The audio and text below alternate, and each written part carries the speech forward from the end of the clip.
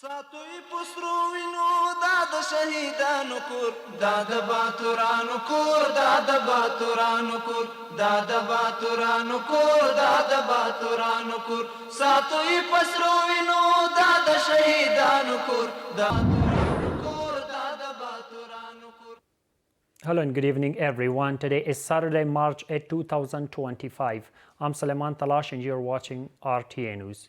Maulawia Tawallah Umari, the Minister of Agriculture, Irrigation and Livestock, recently met with several members of the Industrialists Union.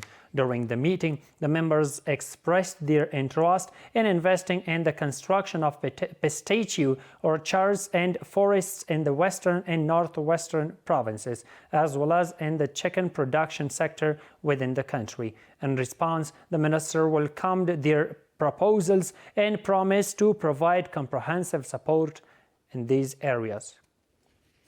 The Minister of Justice said at the International Conference on Building Bridges Between Islamic Sects in Mecca that the Islamic Emirate seeks strong relations with all countries, especially Islamic countries, and called the role of Saudi Arabia important in this regard. Maulvi Abdul Hakim Shara'i, while presenting the message of the leader of the Islamic Emirate, said that the Islamic Ummah has not fulfilled its responsibility regarding the Palestinian issues properly.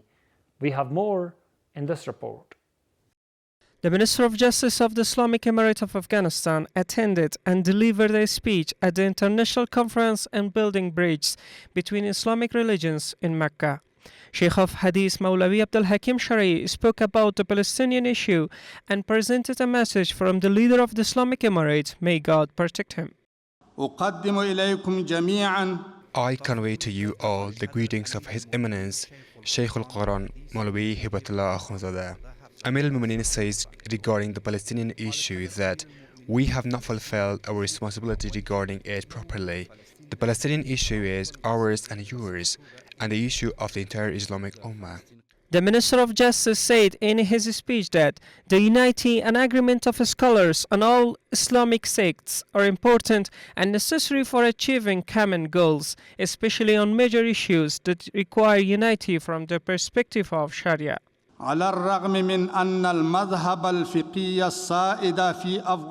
The official jurisprudence in Afghanistan is Hanafi, but we believe that understanding the cooperation between imams and scholars of the Islamic sects is essential to achieving common goals, especially on issues that require unity from Sharia perspective. We respect the imams, scholars, and followers of all Islamic sects in Afghanistan. Maulvi Abdul Hakim Shara'i also said that the Islamic Emirate seeks good relations with all countries and called Saudi Arabia's cooperation important in this regard. We are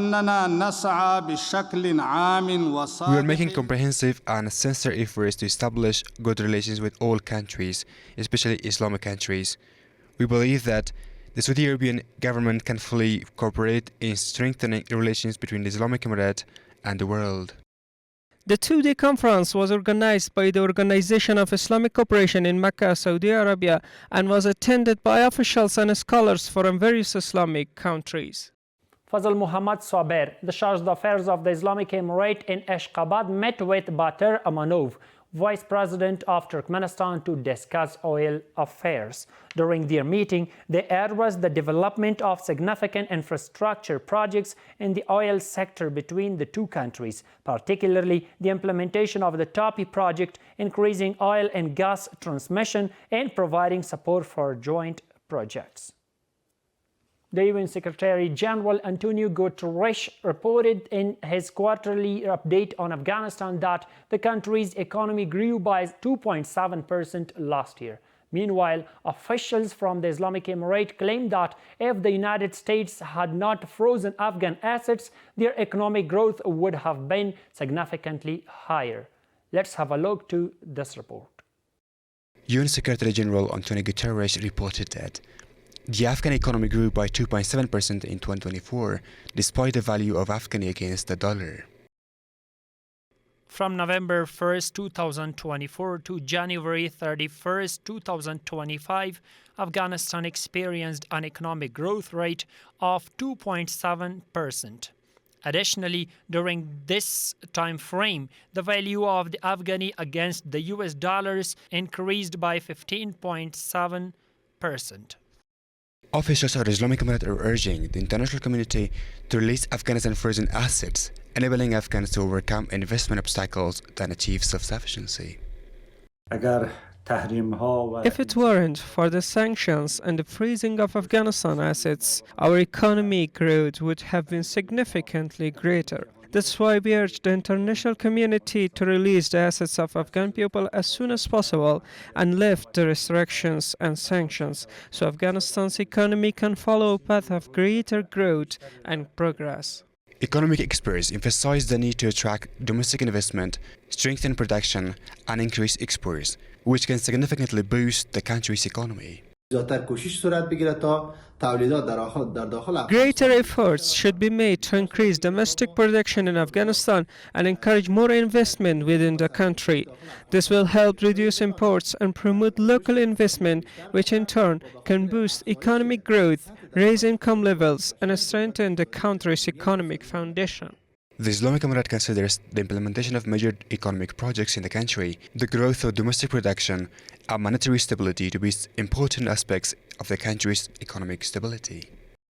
Akhundzada Abdul Salam Jawad, the spokesperson for the Ministry of Industry and Commerce, said that from the beginning of the current year to the end of the month of Dalwa, 1,100 tons of pine nuts have been exported from Afghanistan to a number of countries.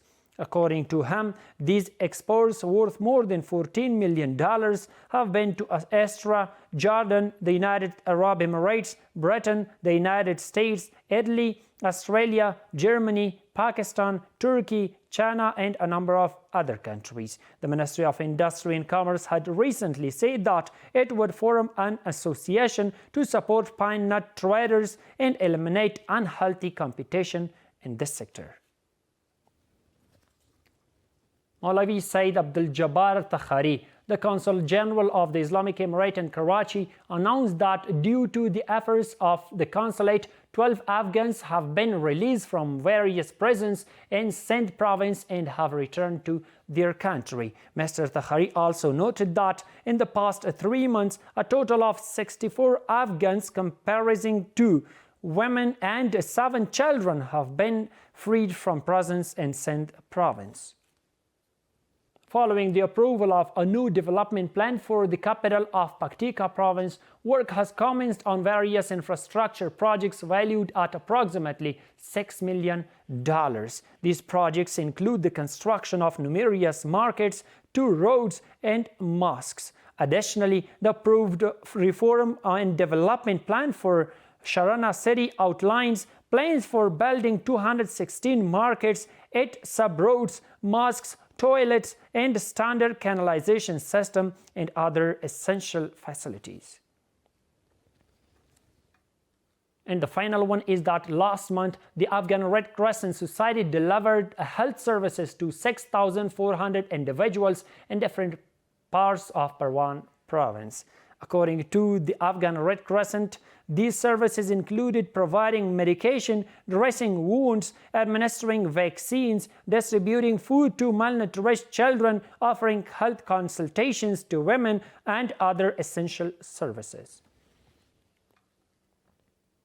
That's all for tonight. Thank you so much for being with us. Have a good night.